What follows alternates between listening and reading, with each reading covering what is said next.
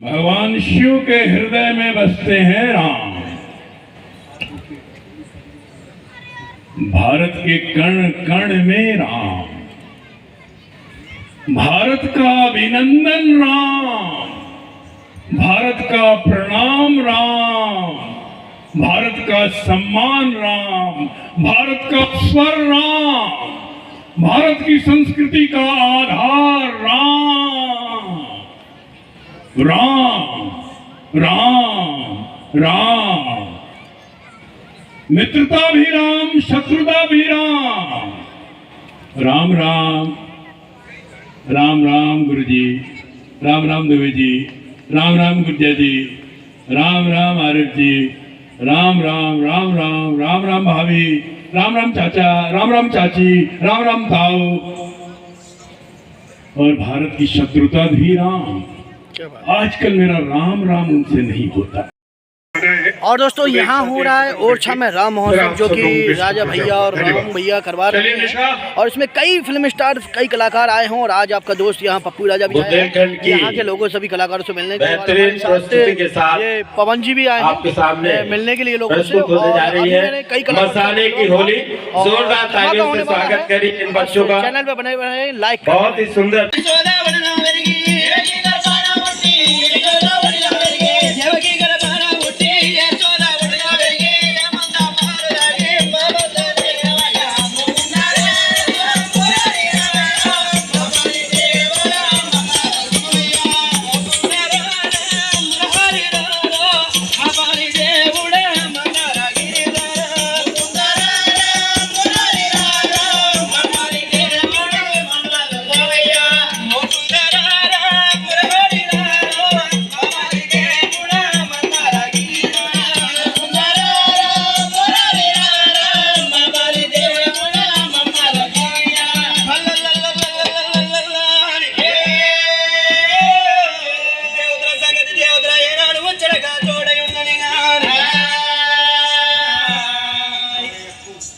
మాకి అవకాశం ఇచ్చిన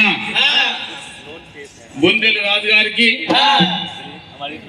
మరి నిరుపు రెడ్డి గారికి, మా హైదరాబాద్ పాషం యాదగిరి గారికి, వచ్చినందరు పెద్దలకి నా కళాబంధులతో మరి రాముని కథ చెప్పడం జరుగుతున్నది।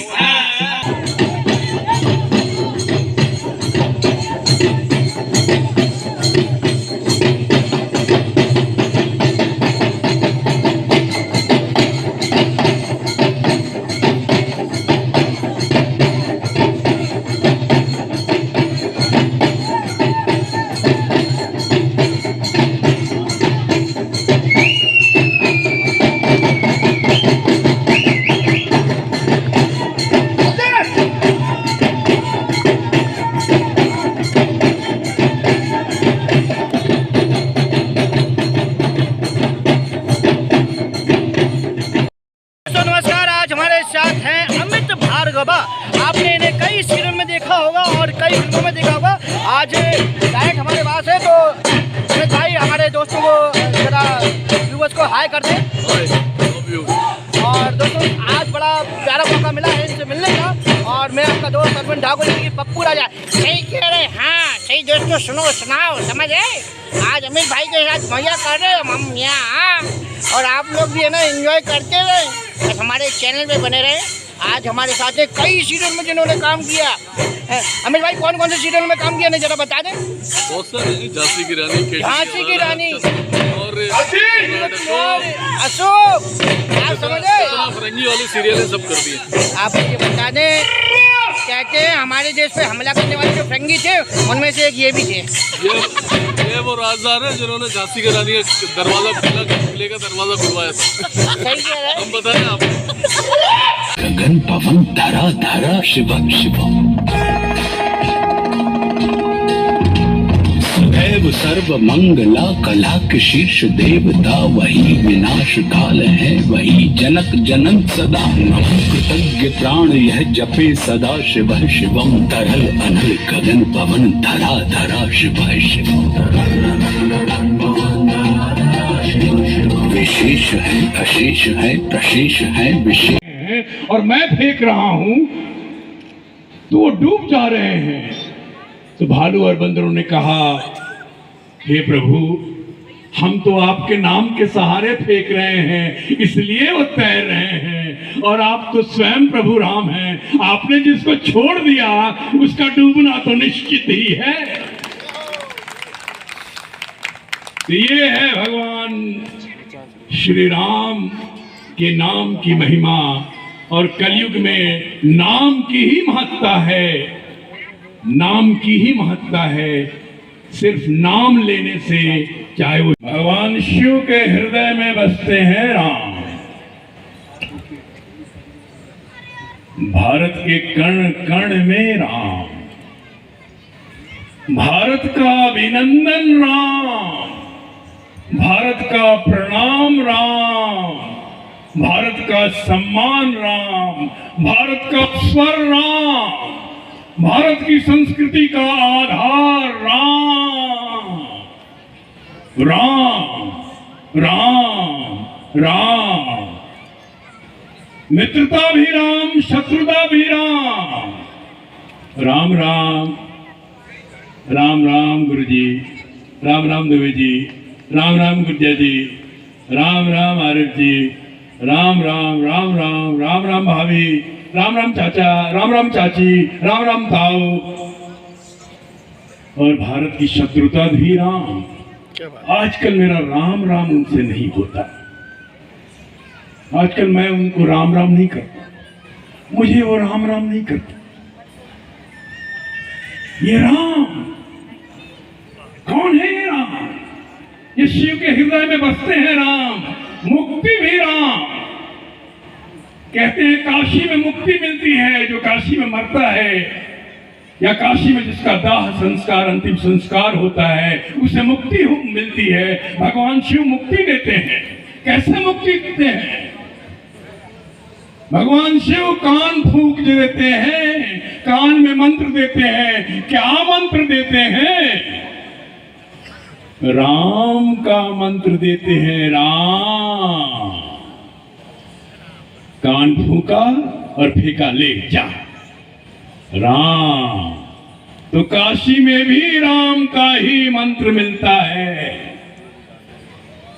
गुरुदेव रामकृष्ण परमहंस जी की जीवनी में है, उन्होंने उल्लेखित किया है कि जब वो नौका विहार कर रहे थे बनारस में, गंगा तट पे, गंगा में, तो उन्होंने देखा कि चिताएं जल रही थी।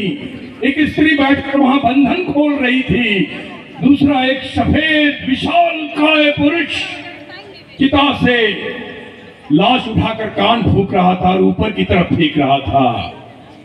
बंधन जो खोल रही थी वही तो मां भगवती आदि शक्ति है, और वही विराट विशाल सफेद पुरुष जो कहती थी, क्या किया आपने, क्यों सीता को ले आए, क्या किया, वापस कीजिए। कहता था मंदरोदी से कि क्या तुम्हें लगता है कि मैं नहीं जानता सीता कौन है?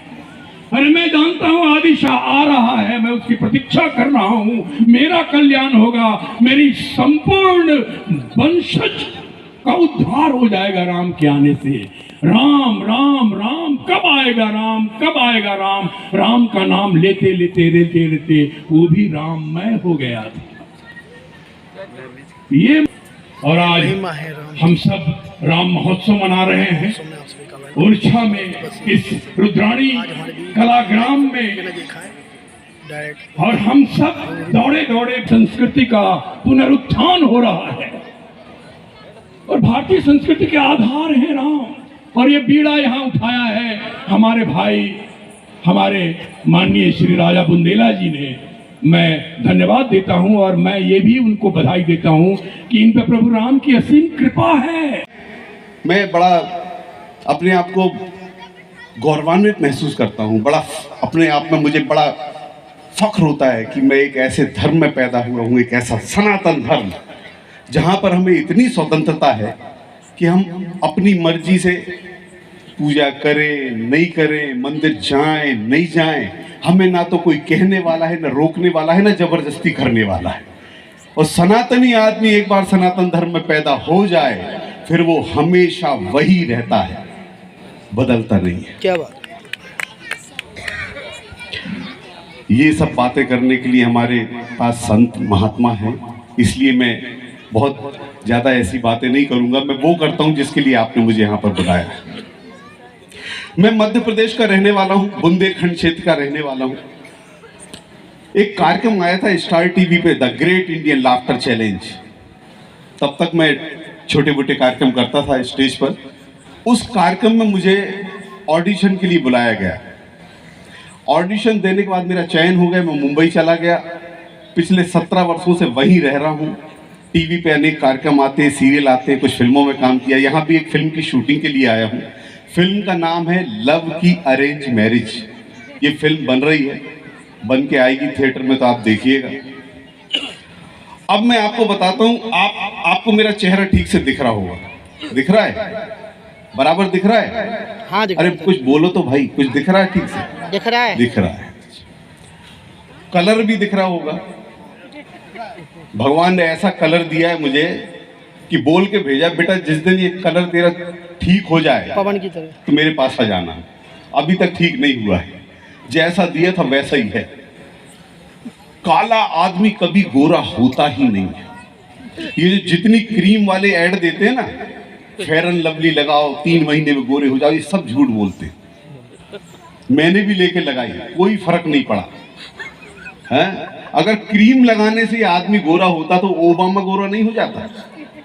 उनके पास क्या पैसे नहीं? अच्छा तू ज्यादा असरा के भी तेरे ये सब बहन की बातें। अब मैं आपको बताऊं, मैं जैसा भी दिख रहा हूं, लेकिन मेरी पत्नी एकदम गोरी। आप सोचोगे कि अगर वो गोरी है तो मेरे जैसे आदमी से शादी कैसे कर ली? तो जब शादी होती है ना, तो आदमी की लॉटरी लगती है।